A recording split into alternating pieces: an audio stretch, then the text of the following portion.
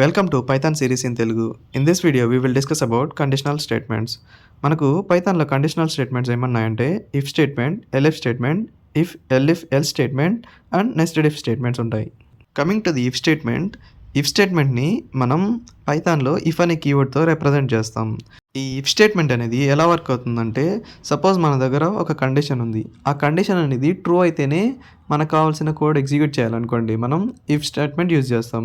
ఇక్కడ నేను if true colon print of this part of code is executed because if condition is true అని type చేశాను. ఇక్కడ మనం చూసుకుంటే ఇఫ్ కండిషన్ తర్వాత మనకు నెక్స్ట్ లైన్లో కొన్ని స్పేసెస్ మనకు గ్యాప్ వచ్చింది. సో ఈ స్పేసెస్ గ్యాప్ని ఇండెంటేషన్ అంటారు. సో ఇది ఒక బ్లాక్ ఆఫ్ కోడ్ని రిప్రజెంట్ చేస్తుంది అనమాట. యాక్చువల్గా నా ఇఫ్ కండిషన్లో నేను వాల్యూని ట్రూ అని ఇచ్చాను. సో ఇది ట్రూ కనుక మనకు నెక్స్ట్ లైన్లో ఉన్న కోడ్ అనేది ఎగ్జిక్యూట్ అవుతుంది. సో ఇప్పుడు నేను ఎగ్జిక్యూట్ చేస్తే మనకు this part of code is executed because of if condition is true అని ఉంది కదా. సో ఇదంతా ప్రింట్లో ఉన్నది మనకు అవుట్పుట్ వచ్చింది. సపోజ్ ఇది నేను ఫాల్స్ చేశాను అనుకోండి, మనకు అవుట్పుట్ ఏం రాదు బికాస్ ఇది ఫాల్స్ కదా స్టేట్మెంటు. సో అందుకని మనకు అవుట్పుట్ రాలా. అదే ట్రూ చేస్తే మనకు అవుట్పుట్ వస్తుంది. అదేవిధంగా ఇప్పుడు ఏంటంటే ఈ ట్రూని మనం కండిషన్తో రీప్లేస్ చేయాలి.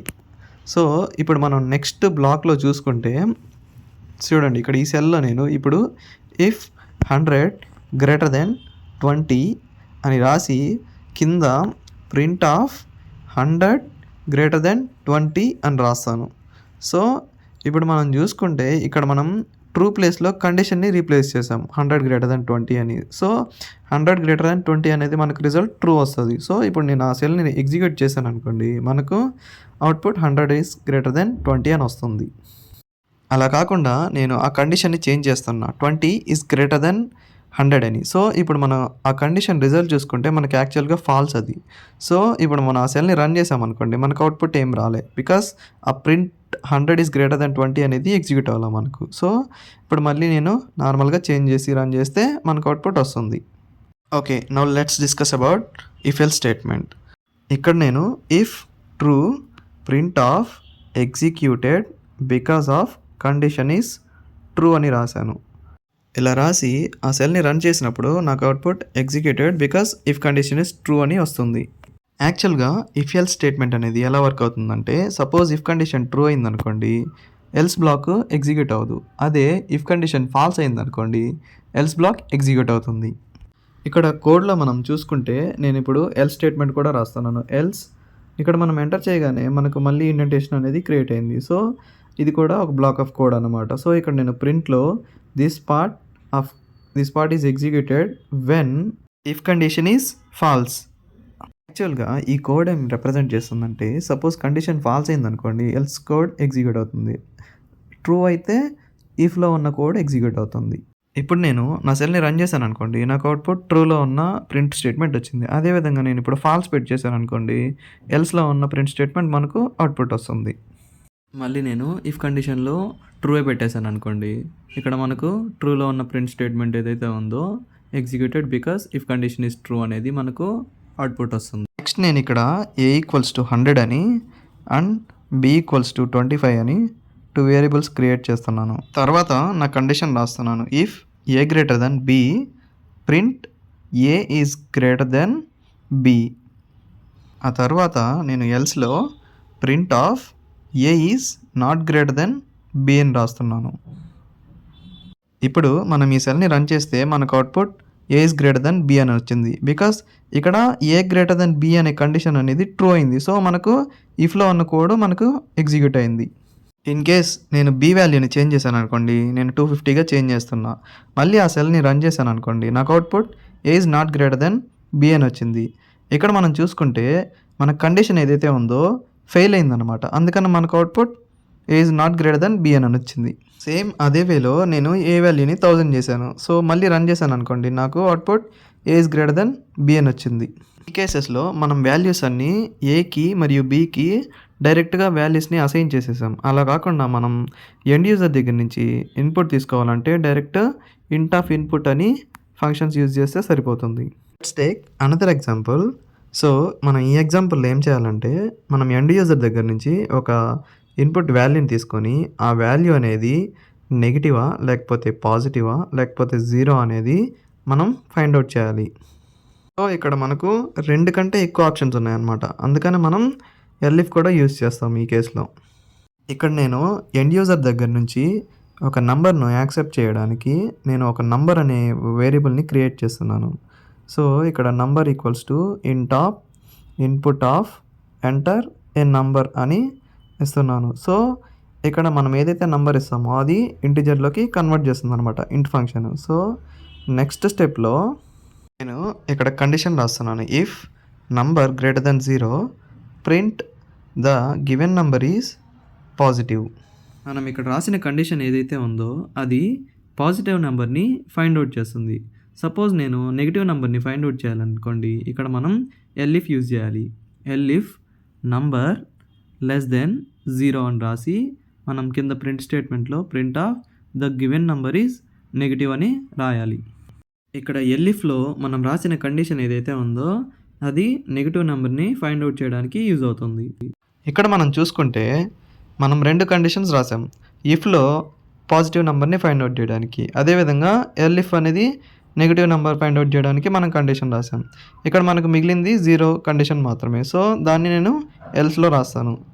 So else colon print of the given number is 0 అనమాట. సో మనం ఇచ్చిన నంబరు పాజిటివ్ కాకుండా నెగిటివ్ కాకుండా ఇంకేదైనా సరే 0నే కదా అది, అందుకని నేను ఎల్స్లో రాసేసా ఆ పార్ట్. ఈ సెల్ని మనం రన్ చేసామనుకోండి, ఫస్ట్ నంబర్ అడుగుతుంది అది ఎంటర్ ఏ నంబర్ అని. సో ఇక్కడ నేను నా నంబర్ని 199 అని ఇస్తున్నాను. సో మనకు output the given number is positive అని వచ్చింది. బికాస్ ఫస్ట్ ఇఫ్ కండిషన్ అది పాస్ అయిందనమాట. సేమ్ అలానే నేను ఇంకొకసారి ఈ సెల్ని రన్ చేశాను. సో ఇప్పుడు ఎంటర్ ఏ నంబర్ అని మళ్ళీ అడిగింది. సో నేను -9980 ఇస్తే నాకు output given number is negative అని వచ్చింది.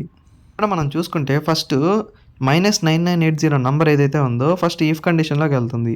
సో అక్కడ నంబరు గ్రేటర్ దెన్ 0 కాదు కాబట్టి ఆ కండిషన్ ఫెయిల్ అవుతుంది. సో నెక్స్ట్ స్టెప్కి వెళ్ళింది. నెక్స్ట్ కండిషన్లో చెక్ చేసింది అనమాట నంబర్ ఈజ్ లెస్ దెన్ 0నా కాదా అని. సో లెస్ దెన్ 0 కాబట్టి మనకు output the given number is negative అని వచ్చింది. తర్వాత అదేవిధంగా మళ్ళీ ఇంకోసారి రన్ చేశాను ఈ సెల్ని. సో మనకి ఎంటర్ ఏ నంబర్ అని వచ్చింది. సో నేను ఇక్కడ 0 ఇచ్చాను అనమాట నంబరు.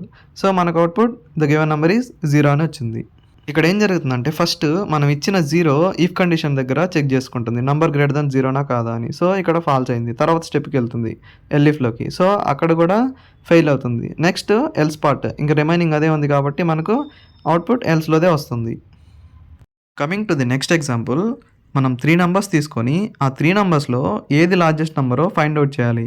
ఈ ఎగ్జాంపుల్కి మనం సొల్యూషన్ ఫైండ్ అవుట్ చేయడానికి నెస్టెడ్ ఇఫ్ స్టేట్మెంట్స్ వాడతాం. ఇక్కడ నేను a equals to input of enter a value అని ఇస్తున్నాను. సో ఈ వాల్యూస్ అన్నీ ఏవైతే ఉన్నాయో ఇవన్నీ నేను ఎండ్ యూజర్ దగ్గర నుంచి తీసుకోవాలనుకుంటున్నాను. సో మనకిచ్చిన వాల్యూని కూడా మనం ఇంటిజర్లోకి కన్వర్ట్ చేసుకుంటున్నాం. నెక్స్ట్ అదేవిధంగా b equals to int of input of enter b value అని టైప్ చేశాను. సేమ్ అలానే c equals to int of input of enter c value. So ఇప్పుడు ఈ 3 వాల్యూస్ని నేను ఎండ్ యూజర్ దగ్గర నుంచి తీసుకోగలుగుతాను. నెక్స్ట్ మనం లార్జెస్ట్ నెంబర్ని ఫైండ్ అవుట్ చేయడానికి కండిషన్స్ రాయాలి. సో ఇప్పుడు నేను ఇక్కడ ఇఫ్ కండిషన్ రాస్తున్నా. If a greater then b, మళ్ళీ ఇంకొక ఇఫ్ రాస్తున్నా. సో దీన్ని నెస్టెడ్ ఇఫ్ అంటారు అనమాట. So if a greater then c అని రాస్తున్నా. తర్వాత నేను print of a is bigger అని రాస్తున్నా. తర్వాత ఎల్స్లో print of c is bigger అని రాశాను.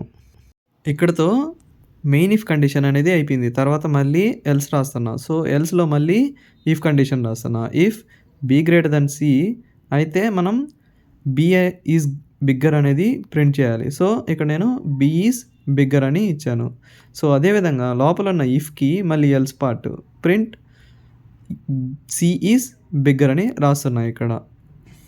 ఇక్కడ మనం చూసుకుంటే ఫస్ట్ ఇఫ్ కండిషన్లో ఏని బిని కంపేర్ చేస్తున్నాం. ఇన్ కేస్ ఏ పెద్దదైంది అనుకోండి, తర్వాత మళ్ళీ ఏని సితో కంపేర్ చేస్తున్నాం. ఇప్పుడు ఏ పెద్దదైంది అనుకోండి సి కంటే, మనం ఏ ఈజ్ బిగ్గర్ అని రాస్తున్నాం. కాకుండా ఇప్పుడు సి పెద్దదైంది అనుకోండి, మనకు ఆ కండిషన్ ఏదైతే ఉందో అది ఫెయిల్ అవుతుంది. సో అలాంటి సిచ్యువేషన్లో మనకు సి ఈజ్ బిగ్గర్ అనేది ప్రింట్ అవుతుంది. అలా గాకుండా ఇప్పుడు if a greater than b అనేది ఫెయిల్ అయిందనుకోండి, డైరెక్ట్ ఎల్స్ పార్ట్‌లోకొస్తది. ఎల్స్ పార్ట్‌లోకొచ్చాక మనకు మళ్ళీ చెక్ చేస్తదనమాట. సో, ఏ ఆల్రెడీ చిన్నదయిపోయింది ఇప్పుడు. సో, నెక్స్ట్ స్టెప్‌లో ఏందంటే బిని, సిని చెక్ చేస్తుంది. ఇన్ కేస్ బి పెద్దదయిందనుకోండి, బి ఈజ్ బిగ్గర్ అని వస్తుంది. లేదా సి పెద్దదైతే సి ఈజ్ బిగ్గర్ అని వస్తుంది. ఓకే. ఇప్పుడు మనం ఈ సెల్‌ని రన్ చేసి మన ఇన్‌పుట్స్ ఇచ్చి మనం చెక్ చేద్దాం. అవుట్‌పుట్ ఎలా వస్తుందో. సో, ఇక్కడ నేను సెల్‌ని రన్ చేయగానే ఫస్ట్ ఏ వాల్యూ అడుగుతుంది. నేను ఏ వాల్యూ 100 ఇచ్చాను. తర్వాత బి వాల్యూ అడుగుతుంది. సో, 200 ఇచ్చాను. తర్వాత సి వాల్యూ అడుగుతుంది. సో, నేను ఇక్కడ 300 ఇచ్చాను. సో, ఎంటర్ చేయగానే మనకు సి ఈజ్ బిగ్గర్ అని వచ్చింది. సో, ఇక్కడ మనం చూసుకుంటే మనం ఇచ్చిన వాల్యూస్‌లో సి అనేది పెద్ద వాల్యూ. అదేవిధంగా మళ్ళీ ఇంకోసారి రన్ చేశాననుకోండి నేను. తర్వాత మళ్ళీ ఏ వాల్యూ అడుగుతుంది. సో, ఇక్కడ నేను ఏ వాల్యూ 97 ఇచ్చాను. అదేవిధంగా బి వాల్యూ 123 ఇచ్చా. సో, సేమ్ అదేవిధంగా సి వాల్యూ 90 ఇచ్చా. సో, మనకిప్పుడు బి అనేది బిగ్గర్ వాల్యూ కాబట్టి మనకు అవుట్‌పుట్ బి ఈజ్ బిగ్గర్ అని వస్తుంది. అదేవిధంగా మళ్ళీ సేమ్ సెల్‌ని రన్ చేసినప్పుడు ఎంటర్ ఏ వాల్యూ అని అడుగుతుంది కదా! సో, అక్కడ నేను 98 అని ఇచ్చాను. తర్వాత ఎంటర్ బి వాల్యూ అని అడిగింది. సో, అక్కడ నేను 50 ఇచ్చా బి వాల్యూ. సేమ్ అదే విధంగా ఎంటర్ సి వాల్యూ అడిగినప్పుడు నేను 12 ఇచ్చాననమాట. సో, ఇప్పుడు మనకు ఏ వాల్యూ అనేది బిగ్గర్ కదా! సో, మనకు అవుట్‌పుట్ ఏ ఈజ్ బిగ్గర్ అని వస్తుంది. ఈ విధంగా మనకు నెస్టెడ్ ఇఫ్ వర్క్ అవుతుంది. In the next video, we will see about looping statements in Python. If you like this video, please like, share and subscribe to our channel. Thank you for watching.